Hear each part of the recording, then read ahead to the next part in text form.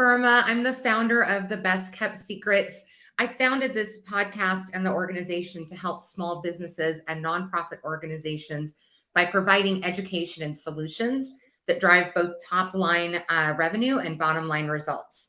I'm joined today by my beautiful co-host, Kim Wallace, my Vanna White of the podcast, as well as Lyndon Wilson, who is the producer for our introduction show, just to give you guys an idea of who we are and how we got here and why we're doing what we're doing. So, Kim, do you want to say hi, Lyndon? Hi, I'm Kim Wallace. Go ahead, Kim.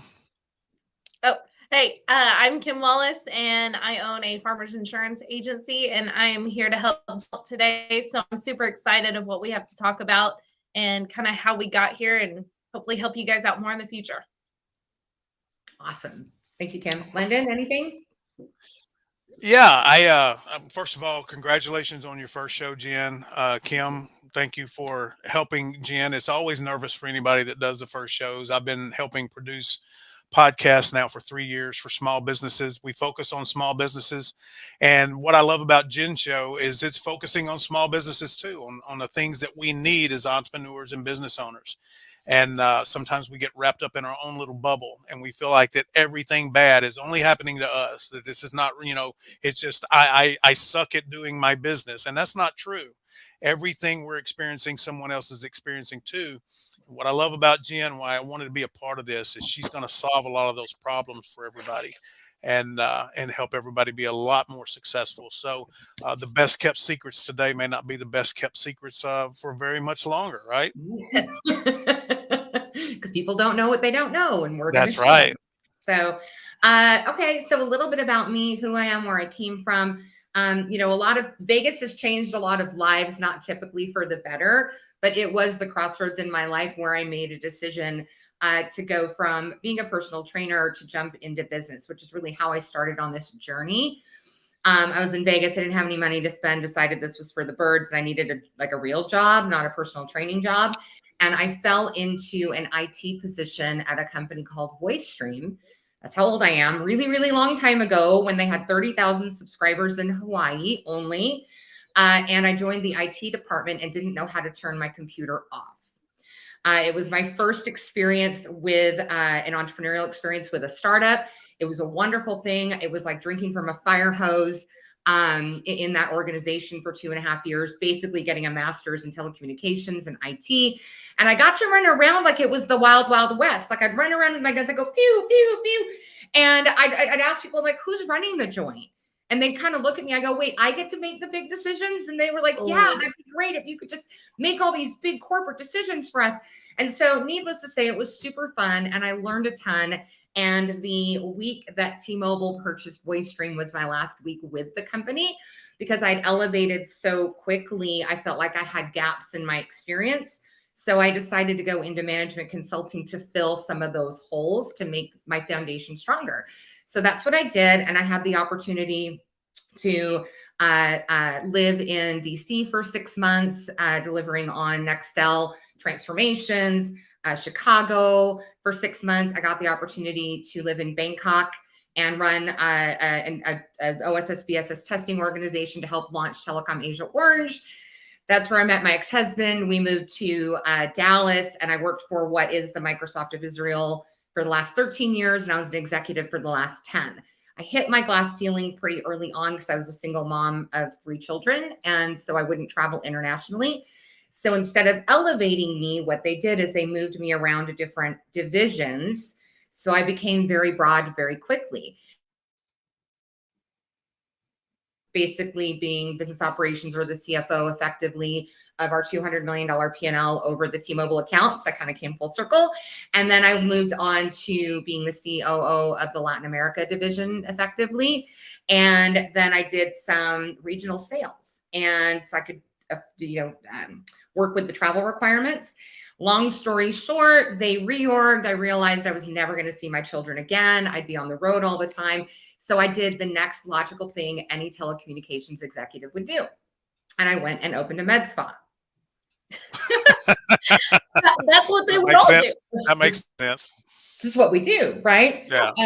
Definitely a passion project. But I learned, and honestly, when I purchased it, the gentleman that was running it wasn't running it as a medical practice. So I didn't really realize that's what I was doing. But as soon as I got in the door, I hired some, high paid consultants, said, where are my gaps, regulatory wise, legal wise, what do I need to think of? And they basically helped me understand I was running a medical practice. And here's all the stack of papers that you were going to have to keep current and process what have you to be legit and compliant. So it became a very administrative role that was not creative or entrepreneurial at all. And I realized pretty quickly two things. The first is the pains of a small business owner are vastly different than that of an IT telecommunication Fortune 500 executive. And two, that as broad as I was, I didn't have digital marketing experience. And that was a big gap in the small business world. You had to have that, or you had to pay someone a whole lot of money to do it. So I paid somebody a whole lot of money to come in and do it for my company. In fact, I paid them 3 times what I paid myself. It was pretty painful. But we forged a very strong business relationship and started doing other entrepreneurial things together, patented a weight loss method. We were building apps, what have you.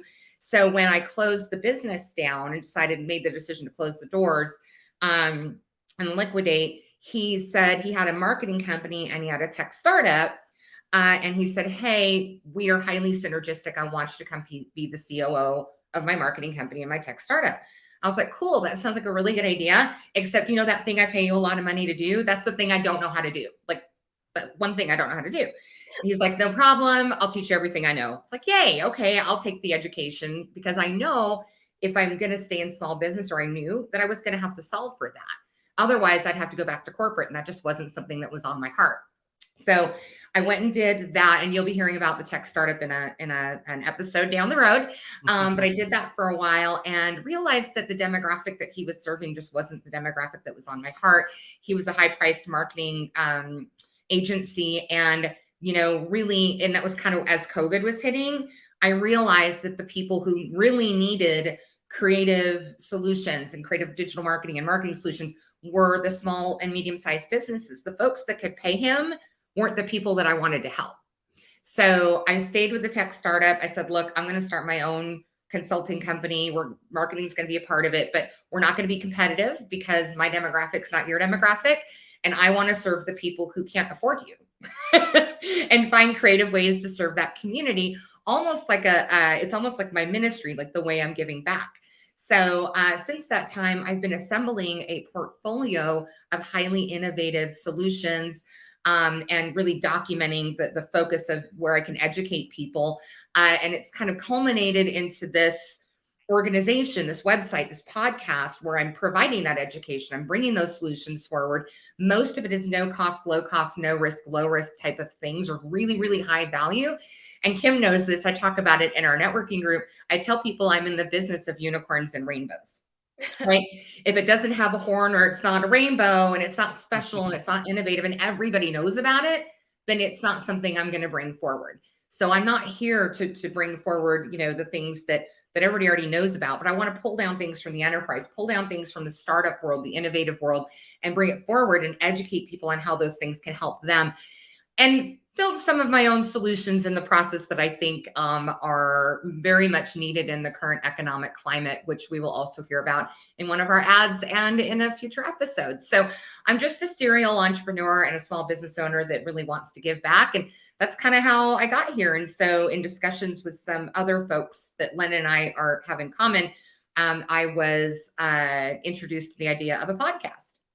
And so I sat with Lyndon and we talked about kind of my mission and purpose and what I'm trying to achieve. And, we really felt that this was a great segue to be able to do that. And that, I was really brand aligned with his mission and purpose as well, and the mission and purpose of The Difference. So that's how we got here. And it's a little bit about me. And I have 3 kids and I'm from Seattle and live in the DFW Metroplex. And I'm a big proponent of master networks. So highly connected in that space and would recommend it to anybody in the small business space for sure. But anyway, that's enough about me. Kim, do you want to talk a little bit about yourself and how you got here and what Absolutely. So my name's Kim Wallace. Like I said before, I own a local farmers insurance agency near Dallas, Texas. I met Jen through Master Networks. You can just get amazing relationships in there, just building other businesses up together, which I really, really like. I'm a lot like Jen. I love to help business owners as much as I love to do the insurance, and God knows it's just a sexy industry, right? I love to help people with their marketing, and the way I really got into it, I started in insurance when I was 19. I was a little baby and shouldn't even be reading insurance policies. But I worked for an insurance agency for 9 years. And then I got a phone call from a farmers insurance district office that said, "Hey, do you want to come train our agents?" They had rolled out a brand new position called an agency business consultant, which pretty much meant I would go in and I would meet with someone who has decided to completely switch industries and become an insurance agent. Most of them didn't even know what any of the terms meant. They just knew they wanted to own a business. Mhm. And anyone from, a high school principal to someone who has been in telecommunications for 20 years. They would decide, hey, I want to own an insurance agency. And I would walk them along the path of here's how to find an office, here's how to find staff. And we would teach them all about insurance, get them licensed and ready to go. But the biggest part, no matter what industry you're going into, it is all about the marketing. Your business will not survive without the marketing, which is where me and Jen really like to collaborate because we love to come up with brand new, fresh ideas for business owners to not just survive, but to thrive, which is fun and exciting for us, right? Using the different tech things that people are like, hey, you went from not being able to turn on your computer, right, or Mhm. reset it to and now we talk about social media all the time and different avenues people can use. Most people get so nervous, especially sometimes an older generation, when they're like, "Ooh, I don't even want to touch that. It seems taboo or anything like that." We get them excited about it and really walk them through a way to not just know about it, but generate business to really have their businesses thrive, which I like. Um, but any type of marketing aspect is really what I would walk people through to make insurance agents more profitable. And then I had a little one in 2018 and decided to open my own agency. So I was actually taking those fundamentals and actually putting them pen to paper, doing them myself. I opened my doors in my agency March of 2020. Literally, my first day was March 2nd of 2020. COVID shut Texas down on the 14th. So I was definitely one of those business owners that had that oh crap moment. What the heck did I just do? And I didn't just survive, I thrived in it. We grew every single year. I'm up to 4 employees now, using some of the things that me and Jen had talked about to really make your business go forward, have a positive ROI, where most businesses had their doors shutting, which was scary. Um, but we've won quite a few awards, which I absolutely am so excited and happy for the staff here that we worked so hard to get it done. Um, but I've enjoyed being a small business owner so much. I know a lot of people get into it because, they want to have a schedule that works for them or anything like that. But I've made some amazing friends and not just with my staff, but through Master Networks, Mhm. which I've really, really enjoyed. But me and Jen like to take a problem for any type of business owner and find a way to fix it, make it work, make them more profitable. Which is why I was so excited when she asked me to come be on here. There's so many different things that we can address and help people with. Yep. So Kim, I know at some point you showed a presentation of like the real stories, like those commercials that are out there. Oh my goodness, They're yes. really true that I don't forget, what is it called? Uh Yeah. So farmers agents actually get to write into corporate and they will tell them about the funny claims that we've had. So if you've ever seen the commercials where we know a thing or two because we've seen a thing or two, those are Mayhem. actual claims. Mayhem. Yes. Yes, the That's mayhem. it. Well, mayhem's Allstate. Don't Oh, go that way. All right. But we actually make those commercials from real claims that happen. So if you've seen the one in Alaska where the moose like picks up the playground, or where the new parents actually had a chain off the back of their car rip out a a stop sign and stuff because they parked in the wrong place, or a dog that has completely flooded a house. I went through all the different claims of the funniest ones that agents had wrote in about to corporate to make a commercial, which I thought was kind of fun. Which is the funniest one? Like, explain the funniest one you've ever come across.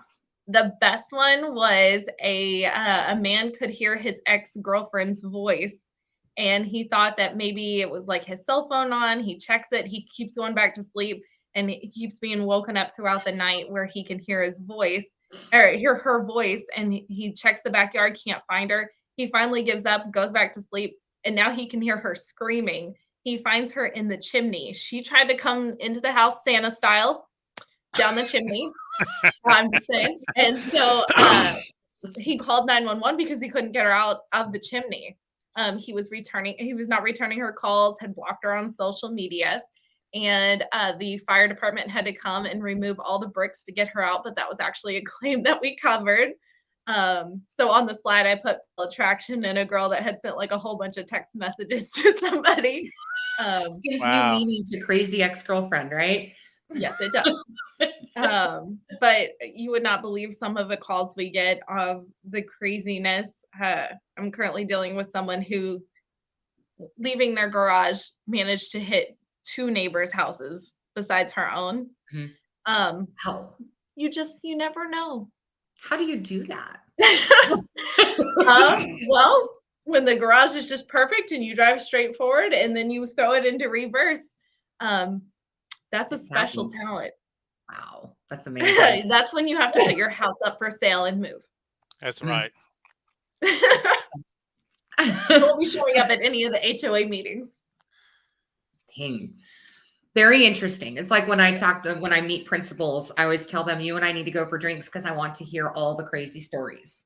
Like high Right. school principals are the most interesting people to talk to on the planet. Mhm. For sure. The best one I ever had, I worked at State Farm at the time, and I had a lady call who wanted me to send someone out because she had a cat inside of her engine, and she wanted me to guarantee that animal control would not hurt her car, otherwise we would take care of it. And I said, well, I couldn't guarantee that. And I asked her how the cat got in, and she said that she had taken it to the dealership to get the oil changed a week ago. And she was still convinced that the cat was still living in there, even though she had driven it places. And she was convinced that the dealership put the cat in there because they didn't like her attitude. And I'm like, you think you drove the car home and the cat survived? And I was like, you have 2 options. I would say you can honk your horn and the cat will get out, or 2, you can start the car. Either one is going to get rid of the cat. Yeah. One's going to get rid of the cat permanently, but do you want to guess what her solution was to get the cat out? Oh God, what? She was using an attachment on her vacuum. She thought that was more humane. To like suck the cat out of the Yep. engine? Yep. She put a long extension in there. Sometimes you just can't help stupid. Oh, Oh my Yep. gosh, people can be crazy for sure.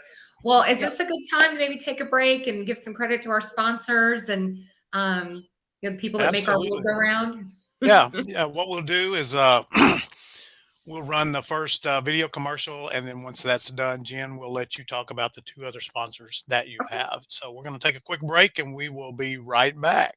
Sounds good. Good. My name's Kim Wallace, and I've been in insurance for over 12 years. I started out as a staff member in an agency helping service customers, and I absolutely loved it. Knowing that I could help people even on their worst day just to make it a little bit better was rewarding for me. We take a look at each individual family and we develop a plan that best suits their needs. Let our office give you the peace of mind to know that we've got you covered. You can call or text our office at 469-604-4484 for a free quote or a policy review. Or you can check us out on Facebook at Insure Frisco.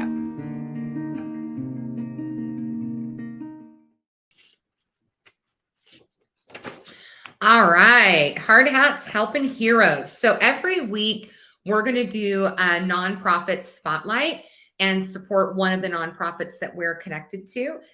So if you are a nonprofit and you'd like to get a vendor spotlight, go to thebestkeptsecrets.org and go ahead and reach out to me there and go ahead and set up a quick consult. Email me and we'll get you onto the show. But Hard Hats Helping Heroes has a mission of helping injured first responders and the families of fallen heroes by providing resources to them and their families. Most of the board members of that organization own construction companies themselves and are willing to help with home repairs, among other things, and funding, what have you. The businesses on the board include BLC Construction and 5K Diamond Ranch, that are both first responder owned general construction companies, as well as Gant Custom Granite and ProStar Garage Door. If you'd like to support Hard Hats Helping Heroes mission at no cost to you, or if you just want to donate or get more information, again, go to thebestkeptsecrets.org and click on I want to help and reach out to me and I will get everybody connected. All right. This is Save to Support.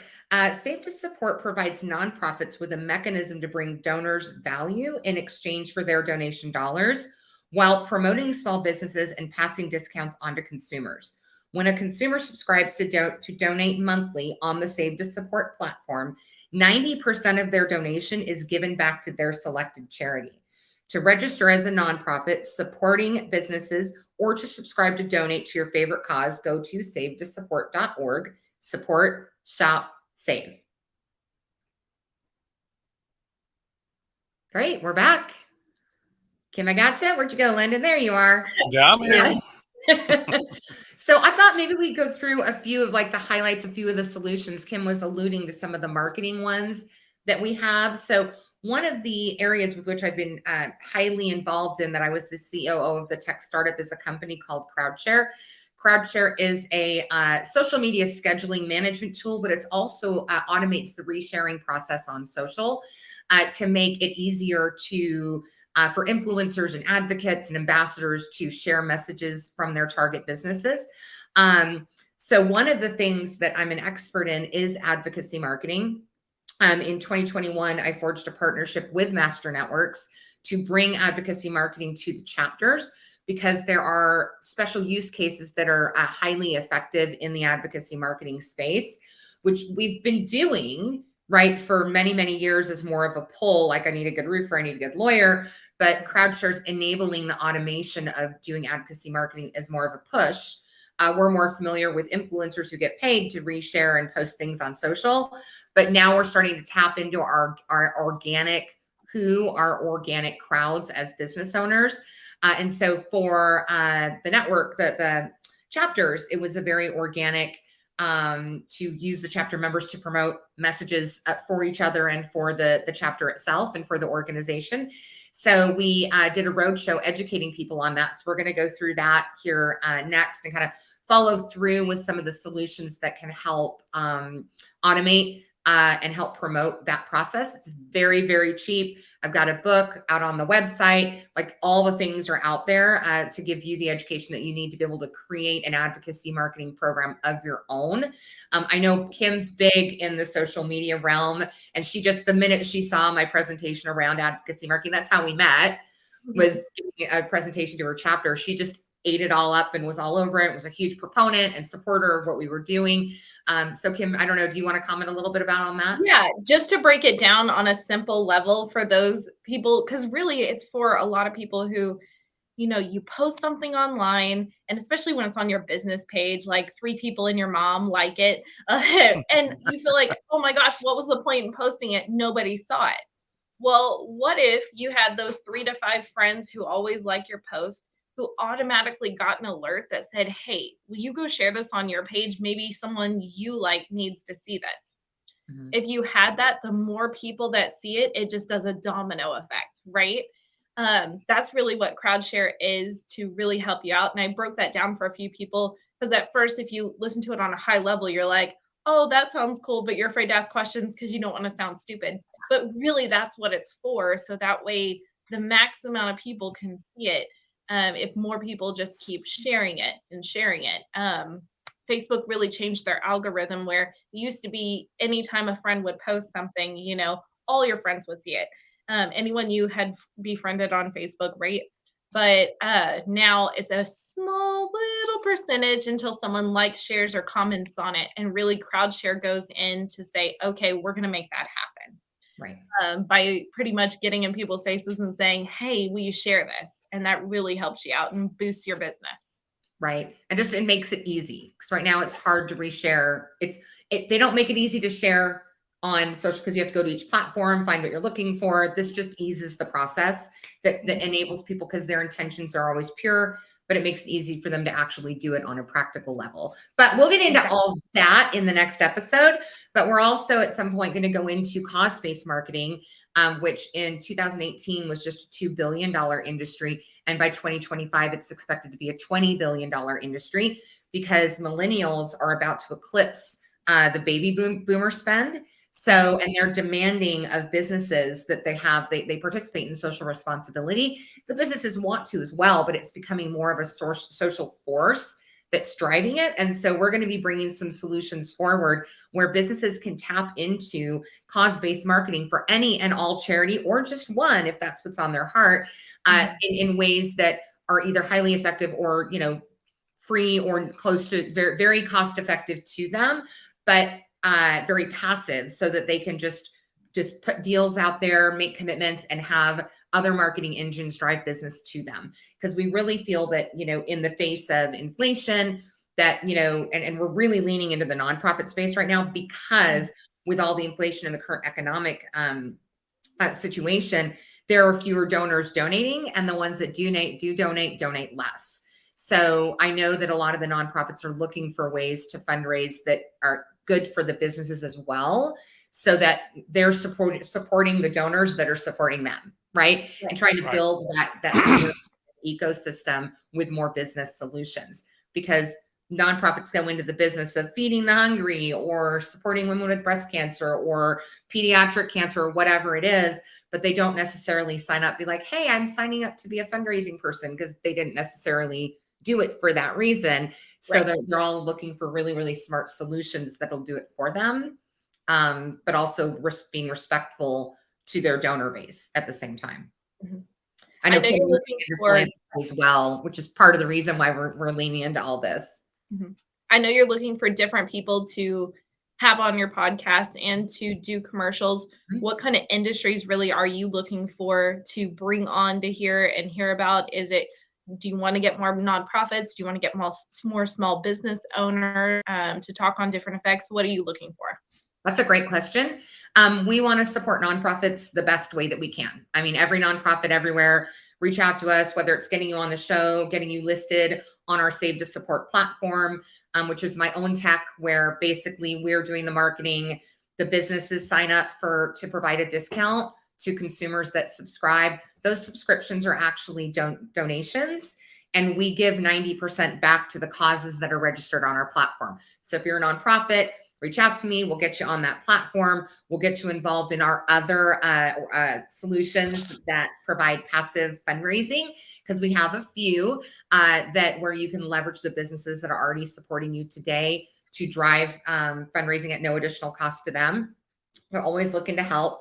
And from a small business, depending on where you are in your cycle, like how new you are, or if you're very mature, I have different solutions that can help different people. We have, we focus primarily in marketing and in the finance space for the most part, because we think the bookends are really how you optimize your organization, your business. So if you don't have those, you can be successful, but if you optimize those, you're going to be more successful. So businesses that have W-2 employees, we've got some really great solutions for you that we're going to be going into around tax strategy. They're really good. I've done it with her. You have to be on that call. There are going to be multiple calls. So businesses that are interested in that, go check it out. All of it's out on the website.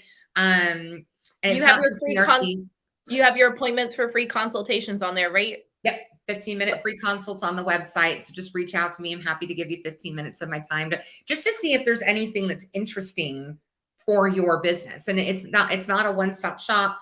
It's a custom consultation based on where your business is, who you are, what you're doing, and what's on your heart, and how we might be able to help. So yeah, it's definitely, it's something that's going to be great. So go out to thebestkeptsecrets.org. now you know. That's Do the a answer. consultation with her. It's totally worth your time. Totally worth it. Well, ladies, I hate that we're out of time, but it only means that the next show is going to be even greater because we have so much more to talk about. Jen, congratulations on the first one. Thank And you. I'm looking forward to doing many, many more. Kim, it's great meeting you. And if Jen, if you've got any last words, anything like that before we hit the outro, No, I'm just and excited we'll to be here, and I can't wait to bring this value forward to the community. So stay tuned to learn the things you don't know.